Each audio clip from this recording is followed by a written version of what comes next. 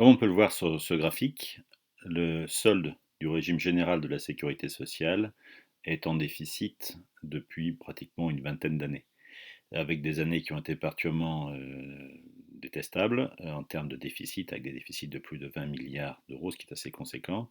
On devait retrouver une forme d'équilibre qui n'a malheureusement pas pu se voir dans les dernières années, donc on a un déficit chronique, effectivement, notamment de l'assurance maladie, de la branche maladie de la sécurité sociale. Cette difficulté économique va conduire effectivement à des problèmes de financement du système de santé, des établissements de santé, et on voit tous les effets de ce manque de financement du système de santé, qui a conduit les pouvoirs publics à créer en 1996, dans ce qu'on appelait la réforme Juppé, le CRDS, qui est la contribution au remboursement de la dette sociale. Elle s'applique en fait à l'ensemble des revenus d'activité, revenus du patrimoine, aussi des placements sur la vente de toutes sortes d'objets, des gains de jeu aussi par exemple. Elle était censée être transitoire. Elle avait pour but de financer la caisse d'amortissement de la dette sociale, une structure créée pour gérer et épurer et pour solder la dette sociale. Cette conception qui était prévue pour ne durer que 5 ans a malheureusement, vous le savez très bien, perduré. Et je disais, elle s'applique sur l'ensemble des revenus d'activité notamment, mais aussi du patrimoine, des placements, etc. On a aussi une CGS. La CGS, elle vise à diversifier un petit peu le mode de financement de la protection sociale, c'est le contribution sociale généralisée. Son objectif, donc, c'est de financer l'assurance maladie, les prestations familiales et le fonds de solidarité vieillesse.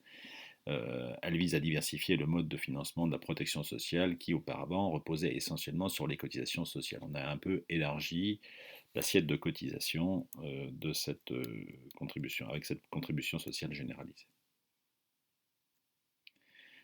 Quand on regarde un petit peu ce qui se passe, effectivement, aujourd'hui, le consommateur, le patient que nous sommes, n'ayant pas de sensation de coût, puisque cotisant un tiers, la sécurité sociale principalement, qui va financer les soins, le patient n'achète pas directement du soin, donc n'a pas forcément conscience des coûts générés par sa consultation, par sa surconsommation éventuellement d'actes médicaux. C'est pour ça qu'on avait ce fameux tiers payant qui était censé un peu éduquer le consommateur, disant que c'est la partie que vous avez à payer de la consultation, elle vous sera remboursée, mais c'est pour un petit peu éduquer le consommateur de soins. Ce tiers payant a disparu, ce qui est une bonne chose aussi pour des personnes qui étaient en difficulté économique très importante et qui pouvaient repousser la consommation de certains actes médicaux parce qu'elles n'avaient pas de quoi avancer ces frais qui allaient néanmoins lui être remboursés. Et on peut se poser la question aussi de pourquoi les patients, les acheteurs consomment trop. Donc, c'est ce que je disais, on n'a pas cette sensation de coût. On veut aussi maximiser ses chances de guérison. Donc, quand on a des possibilités d'aller voir plusieurs médecins et qu'on n'a pas forcément toujours confiance dans le médecin qu'on est allé voir, on peut multiplier les consultations. Et puis aussi par manque de confiance, je disais, dans les prestataires. On a aussi des mécanismes qui peuvent s'additionner à ça. D'abord, le vieillissement de la population. On sait très bien que la consommation de consultations médicales va varier en fonction de l'âge. Voilà, par exemple, jusqu'à 15 ans, on a une forte baisse, depuis la naissance jusqu'à l'âge de 15 ans, on a une forte baisse, une stabilisation, puis une croissance de 45 à 70 ans, et une baisse après 70 ans. Modérée, mais une baisse. Les catégories socio-professionnelles, les ouvriers et les artisans commerçants consultent moins que les autres catégories socio-professionnelles, notamment parce que toute absence, toute contrainte de sortie de travail va conduire effectivement à une réduction tout simplement de l'action professionnelle, du coût des revenus aussi. Et on sait très bien que plus le niveau de protection est élevé, plus les gens disposent de systèmes de remboursement qui vont prendre en charge l'intégralité de leur consultation, plus on a tendance à consulter. Le sexe, les femmes consultent plus habituellement que les hommes. Alors, au-delà de 75 ans, c'est en revanche le contraire. On a aussi une consommation qui est augmentée du fait de l'innovation et du progrès médical. On a des équipements qui coûtent de plus en plus cher, des examens qui coûtent de plus en plus cher aussi. On faisait auparavant beaucoup de cliniques, la palpation, l'observation précise des soignants conduisait effectivement à pouvoir se passer d'examens complémentaires qui n'étaient d'ailleurs de toute façon pas disponibles forcément. Et aujourd'hui, de plus en plus, les médecins prescrivent des examens plus que font un examen clinique poussé. Ils sont de moins en moins formés aussi à la clinique, on peut le dire, c'est ce que disent de nombreux spécialistes. Et puis on a aussi une évolution de la morbidité sur laquelle je vais revenir quelques instants, parce qu'on a de plus en plus de patients touchés par des pathologies chroniques graves, lourdes sur un plan économique, et qui sont donc pas sans conséquence sur notre système de soins. Voilà, donc le, le tiers ne connaît pas la situation du prestataire de soins ni du consommateur, de l'acheteur que nous sommes de soins. Donc il y a là encore nécessairement une confiance que doit avoir le tiers vis-à-vis de ce que fait l'acheteur en termes de consommation de soins. Alors il a incité effectivement à travers le médecin traitant par exemple, ou différentes mesures de ce genre, on a incité les consommateurs acheteurs de soins à être plus raisonnés, plus regardants sur leur consommation de soins. Donc on a des contraintes qui s'imposent de plus en plus bien sûr aux tiers payeurs. Voilà, le patient doit avoir confiance dans le prestataire lorsqu'il lui prescrit des examens. Le tiers doit avoir confiance dans le prestataire en disant de toute façon je vous paye des examens que vous êtes en mesure seul de pouvoir déterminer s'ils sont fondés ou pas. Ce qui fait que le niveau d'information est très élevé chez le prestataire, un peu moins chez le patient qui ne connaît pas forcément, qui n'a pas forcément une compréhension bien sûr de son dossier médical. Et c'est en fait le tiers qui est le plus aveugle dans cette histoire, et c'est celui néanmoins qui doit cotiser. On peut dire en fait qu'on a une position de force, c'est le prestataire de soins, et une position plus faible, celle du tiers payeur. Voilà, alors l'origine de la croissance des coûts, c'est notamment cette demande induite que j'évoquais au niveau des prestataires de soins, et puis aussi une surconsommation liée trop souvent aux patients. Alors ce système de santé un peu particulier qu'on a en France, c'est un espèce de mixte entre plusieurs systèmes de santé. Euh, on a un système de santé qui est assez différent dans certains pays. Par exemple, on a beaucoup de systèmes nationaux en Europe, qu'on dit aussi beveridgien. Typiquement, c'est le système de santé anglais, financé totalement par l'impôt. Le budget de la santé dépend directement du budget de l'État. Les prestataires de soins sont rémunérés par l'État. Et les professionnels donc sont sous contrat public, ils sont employés de l'État, et les établissements de soins sont publics. L'accès du système est garanti à tout citoyen et les soins sont gratuits. On a ce genre de système par exemple au Danemark, en Finlande, en Irlande, en Suède. Dans certains pays d'Europe du Sud aussi, l'Espagne, le Portugal, la Grèce par exemple. Et puis des grands pays comme des pays notamment du Commonwealth, l'Australie, la Nouvelle-Zélande, le Canada sont aussi dans des systèmes de santé similaires. Donc, de façon très schématique, l'État paye les hôpitaux et les médecins publics, les soignants publics. Les soins donc sont gratuits pour le citoyen qui en revanche paye des impôts pour financer l'opération. Les avantages de ce système, c'est un contrôle maximum sur les dépenses et les prestataires, puisque l'État contrôle véritablement les hôpitaux et les prestataires. Il n'y a pas de demande induite, puisque les médecins ne sont pas incités à surprescrire, ils n'ont aucun intérêt à surprescrire. L'accès est égal à tous et, pour les prestations, et le système est financé par chacun en fonction de ses moyens et non de ses besoins. Hein. C'est ce qu'on avait auparavant, avant ces systèmes nationaux, c'était en fait on payait le prestataire directement et en fait on consommait en fonction de ses moyens et pas forcément en fonction de ses besoins. Inconvénient de ce système en revanche, c'est que c'est un système qui produit peu de choix pour le consommateur. Le citoyen ne peut pas faire le choix de son médecin, il y a quelque chose de très très dirigé, on a un système qui est très très rectiligne, j'allais dire, et des offres, des possibilités de choix qui sont extrêmement réduites pour le citoyen. On contraint le citoyen pour faire des économies, en fait ça vient dire ça aussi. Et puis, on a aussi une évolution des besoins qui n'est pas forcément suivie concrètement sur le terrain par la taille des hôpitaux, des infrastructures qui sont mises à disposition. Et peu d'incitation aussi à améliorer la qualité des soins, puisqu'en fait, le médecin prescrit de toute façon et n'est pas sujet à une forme de concurrence avec d'autres de ses collègues. Alors, dans tout système nationaux, se sont mis en place des prestataires privés qui assurent des soins payants, auquel le citoyen va payer indirectement via une caisse effectivement qui finance les assurances privées. On a aussi des systèmes libéraux comme par exemple celui des États-Unis Là, c'est tout l'inverse. La santé est une question individuelle et en aucun cas collectif. Les assurances sont privées, il n'y a pas de sécurité sociale, les soins sont donc payants, éventuellement remboursés par un assureur, on peut être assuré, bien sûr, il y a des assurances, elles sont privées. Ce qui veut dire aussi une chose, c'est que les assurances privées peuvent aussi très bien se dégager de leur responsabilité de vous rembourser des frais si elles estiment que vous n'avez pas coché la petite case, que vous n'avez pas lu toutes les clauses de ce contrat. C'est ce qui se passe concrètement. C'est pas parce que vous avez une assurance santé aux États-Unis que l'assurance santé va prendre en charge vos frais en cas de maladie.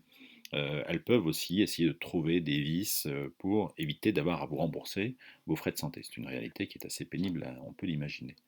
Et puis la contribution des patients acheteurs est une prime d'assurance calculée selon les caractéristiques de l'assuré. En gros, plus vous vieillissez, plus ça coûte cher. Des pathologies ne vont pas être prises en charge par le système de santé, pardon, par les assurances privées, en considérant que le bénéfice qu'elles pourraient tirer de vous assurer ne serait pas forcément euh, une possibilité suffisante en regard des risques qui seraient occasionnés par des suites de votre maladie. Donc il y a par exemple des personnes touchées par des cancers qui auront été touchés par le cancer et qui ont du mal, voire qui n'arrivent pas à retrouver d'assurance ensuite, bien que 5 ou 6 ans plus tard, quand on a considéré que le cancer était, on s'en était débarrassé, les personnes n'arrivent néanmoins plus à trouver d'assurance santé ou alors à des tarifs extrêmement prohibitifs.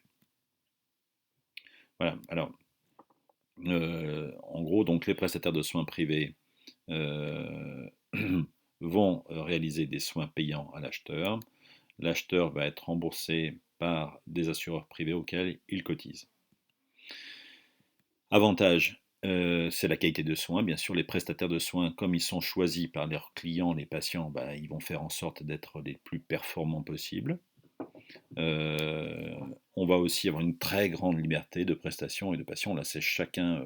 Vous pouvez consulter un médecin à l'autre bout du pays si vous le souhaitez. Vous pouvez multiplier les examens, multiplier les consultations médicales. De toute façon, l'État n'a pas grand-chose à y voir puisque c'est payé de votre poche directement en direction du prestataire de soins. Inconvénient, bien sûr, on peut l'imaginer, c'est une très forte inégalité d'accès aux soins. On a l'Obamacare qui a voulu effectivement améliorer les choses. C'est ce qu'essaye aujourd'hui de démonter morceau par morceau le président américain, le nouveau président américain. Ce projet, il existait un projet aussi à l'époque de Clinton, le président, enfin un autre chef d'État, qui avait été rejeté. En fait, l'assistance médicale pour tous avait été rejetée en fait parce que la pression des assurances privées avait été suffisamment forte et tout un système qui vivait très grassement effectivement de ces cotisations des assureurs privés aux assureuses privées a conduit effectivement à faire une pression considérable et a fini par obtenir l'abrogation, le rejet de ces différentes lois. Obamacare a permis de faire quelques progrès qui malheureusement sont aujourd'hui remis en cause par l'attitude du président américain. Et puis le système de santé est très décentralisé, il y a peu de contrôle possible. Ce système favorise donc le nomadisme médical et les demandes induites. Très clairement, c'est un point clé de cette situation aussi. Alors, on a néanmoins quelques systèmes qui peuvent s'apparenter à des systèmes nationaux qui sont mis en place pour certains types de populations, le Medicare, le Medicaid, qui concerne effectivement soit les personnes les plus défavorisées, soit les personnes dans certains types de handicap, par exemple. Voilà, pour les personnes les plus pauvres, et notamment, et tout ça est financé par l'impôt qui reste relativement faible, on le sait, dans ce pays qu'est les États-Unis. Voilà, à peu près 40 millions d'Américains aujourd'hui sur un peu plus de 300 millions sont pratiquement sans couverture d'assurance maladie. On a aussi des systèmes d'assurance sociale qu'on appelle bismarckiens. On les trouve principalement ici, effectivement, en Allemagne, mais aussi en Autriche, en Belgique, par exemple, au Luxembourg, aux Pays-Bas, au Japon, en Corée. Le système est géré par des partenaires sociaux, un petit peu l'équivalent de notre sécurité sociale si on veut en France par exemple. Ce n'est pas l'État, hein, comme la sécurité sociale, qui n'est pas gérée par l'État. L'accès aux soins est garanti aux salariés et à leurs familles, les soins sont gratuits et les conditions de rémunération et de travail des prestataires de soins sont négociées entre les assurances maladie et les professions médicales. C'est en fait notre sécurité sociale. Alors en France, on n'est pas dans un système bismarckien parce qu'on a une sécurité sociale, certes, mais on a aussi beaucoup de prestataires privés, ce qui fait qu'on est dans un équilibre entre un système privé et un système public. On est dans un système un petit peu hybride, un peu particulier, qui a longtemps été un espèce d'ovni dans le champ des systèmes d'assurance sociale au niveau international. En gros, donc, le patient qui est aussi salarié a des soins gratuits assurés par un prestataire, lui-même financé par une assurance sociale auquel cotisent les salariés. Alors bien sûr, les avantages, c'est de l'égalité d'accès, un système financé par chacun en fonction de ses moyens et non, encore une fois, en fonction de ses besoins. On retrouve la même chose que dans les systèmes nationaux. Et une cogestion du système par les représentants et des salariés et des prestataires. Inconvénient bien sûr, problème de financement du système en cas de fort chômage, puisque les patients sont aussi des salariés. Ils doivent être salariés pour cotiser, donc pour pouvoir bénéficier de ces prestations gratuites. Et puis des exclus nombreux, notamment les chômeurs par exemple, ou des personnes qui n'ont pas de lien avec des salariés. Et dans tout système de ce type, on a bien sûr toujours des prestataires de soins privés qui vont faire leur apparition, qui vont permettre aux personnes les plus aisées, qui cotisent donc à des assureurs privés, d'avoir une prise en charge de leurs prestations de soins par ces assureurs privés. Alors comment est-ce qu'on peut maintenant retrouver l'équilibre dans cette complexité du système de santé, dans notre déficit chronique, malheureusement depuis 20 ans, on le disait, notamment de l'assurance maladie. Alors on peut imaginer effectivement augmenter la participation des patients, les cotisations sociales, mais ce n'est pas très populaire. On est passé aussi par l'idée d'améliorer le financement notamment des hôpitaux en ajustant l'offre et les moyens dans ce qu'on appelle le budget global. Alors on avait autrefois dans les hôpitaux un budget global qui a été remplacé par la tarification à l'activité. On peut essayer d'améliorer aussi l'offre, de maîtriser l'offre en ayant une action sur les moyens humains, c'est ce qu'on évoquait tout à l'heure, c'est le numerus clausus qu'on a baissé pendant de nombreuses années. Et on peut aussi avoir des actions sur les moyens matériels dans une certaine mesure. Voilà. Le numerus clausus, on l'a baissé pendant de nombreuses années et il a dû repartir à la hausse pour anticiper effectivement le vieillissement de cette population médicale. On a défini aussi des territoires de santé, on a essayé d'optimiser un petit peu les outils, les moyens matériels, et on définit des territoires de santé au niveau de chacune des ARS qui sont censés justement améliorer au mieux l'accès aux soins en minimisant, en mutualisant les établissements, en mutualisant les capacités de moyens en fait, pour répondre aux différents besoins de cette population. Éventuellement des conventionnements entre les médecins d'ailleurs, notamment, et des paramédicaux par exemple. Je disais, pour le financement des hôpitaux, avant, on avait ce qu'on appelait un budget global, une enveloppe globale qui était fournie par la sécurité sociale, qui ne dépendait pas de l'activité de l'hôpital. Et puis, des hôpitaux se retrouvaient en déficit en fin d'année, certains avaient des enveloppes qui n'avaient pas complètement consommé, donc on avait des choses qui n'étaient pas très très organisées, donc on est passé à la tarification à l'activité, T2A. Cette T2A a un petit peu calculé le coût de chacun des actes et on est parti d'un traitement des actes par le secteur privé qui coûte moins. On a calculé combien coûtaient ces soins et on a décidé d'aligner un peu les coûts du public sur ceux du privé. Le budget des hôpitaux sera fonction donc de leur activité à partir de maintenant, à partir de cette T2A, et on a une évaluation d'un coût moyen par acte. Par contre, est-ce qu'on peut comparer le coût d'un soin dans un établissement de santé public et privé? Pas forcément, puisque certains établissements privés ont optimisé au mieux leurs moyens humains et bien sûr techniques pour faire en fait des véritables des producteurs d'un soin très particulier. Donc on a optimisé l'ensemble de ce qui était mis à disposition. Dans les hôpitaux, on a des fois des contraintes qui s'imposent, qui sont bien plus difficiles, et certains types de patients, par exemple, un peu à l'écart d'un système très rentable qu'on pourrait trouver dans certains établissements privés, se rabattent sur le privé, sur le public, qui a obligation de prise en charge. Donc, les coûts ne sont pas forcément comparables d'un soin dans le privé comme dans le public. On a aussi des coûts de formation et de recherche qui se sont un peu équilibrés entre le public et le privé plus récemment. Et puis, on a un risque aussi de tri des soignés à l'entrée des établissements privés. Un établissement privé peut refuser de prendre une personne en charge, alors qu'un établissement public, dans le cadre du service public hospitalier, ne peut pas le faire.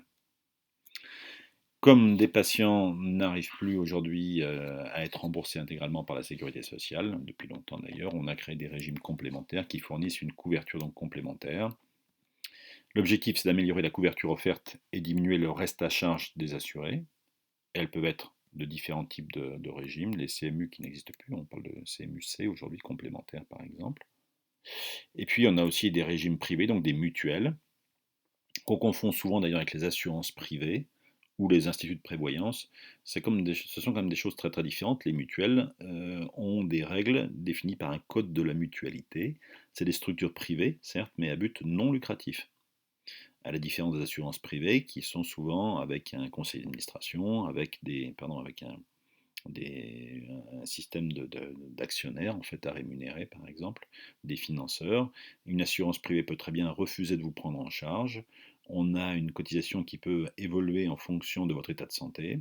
Par exemple, on va avoir un questionnaire médical très souvent à l'entrée de l'assurance privée. Pour les mutuelles, on n'a pas ce genre de choses, pas ces contraintes, n'importe qui peut y avoir recours, bien sûr moyennant cotisation. On n'est pas dans un esprit tout à fait similaire, c'est clair. Les mutuelles sont principalement à but non lucratif, on le disait, avec un conseil d'administration élu par une assemblée générale. Il y a des bénévoles au sein de la structuration de ces mutuelles, pas au niveau des assurances privées. On a aussi une nécessité aujourd'hui, je vais terminer là-dessus, une nécessité de réduire la progression de la morbidité. Si le système de santé est aujourd'hui en difficulté, il le sera plus encore demain si nous laissons filer l'épidémie de maladies chroniques qu'on observe aujourd'hui dans la population. Ça pourrait expliquer aussi une part, effectivement, de cette très forte progression des personnes touchées par des ALD, les affections longue durée. Les affections longue durée, ce sont, selon ici le Code de la sécurité sociale, des affections comportant un traitement prolongé, une thérapeutique particulièrement coûteuse, ouvrant droit, pour ceux qui en sont atteints, à l'exonération du ticket modérateur, c'est-à-dire à une prise en charge intégrale de leurs frais de traitement dans la limite du périmètre remboursable. Ces ALD donc, sont prises en charge à 100% par la sécurité sociale, sont constituées ces ALD d'une liste d'une trentaine de maladies, des pathologies dites chroniques, effectivement, de pathologies cardiovasculaires, notamment des cancers, des pathologies psychiatriques par exemple. Et on voit très clairement, effectivement, une progression très préoccupante du nombre de personnes suivies par des ALD depuis plusieurs années maintenant. On a pratiquement 10 millions de personnes aujourd'hui qui sont en affection longue durée, donc prises en charge à 100% par la sécurité sociale. Alors on voit par exemple la progression des personnes concernées par la prise en charge des ALD. Alors il est vrai que la population augmente dans le même temps, elle vieillit aussi, mais beaucoup moins vite que la progression de l'incidence des ALD en France. Alors on a d'ailleurs un décrochement vers les années 2012 qui correspond en fait à la suppression d'une des ALD. L'hypertension artérielle sévère a été retirée de ce tableau. Et ce qui peut paraître un indicateur plutôt favorable, on a eu une baisse effectivement des personnes concernées par les ALD. C'est pas qu'il y avait moins de personnes touchées par l'hypertension artérielle sévère, c'est simplement que ces personnes étaient simplement sorties du tableau des ALD. Et ce que l'on peut craindre à l'avenir, si on ne lutte pas efficacement en termes de prévention contre la progression de ces affections longue durée, c'est de voir peut-être demain de plus en plus de pathologies qui sont aujourd'hui classées en ALD sortir de ce tableau et être mises effectivement dans la responsabilité du paiement, du traitement, notamment en partie par des mutuelles et des organismes extérieurs à la sécurité sociale. Là encore, la prévention est une carte fondamentale à jouer pour l'avenir de notre système de santé.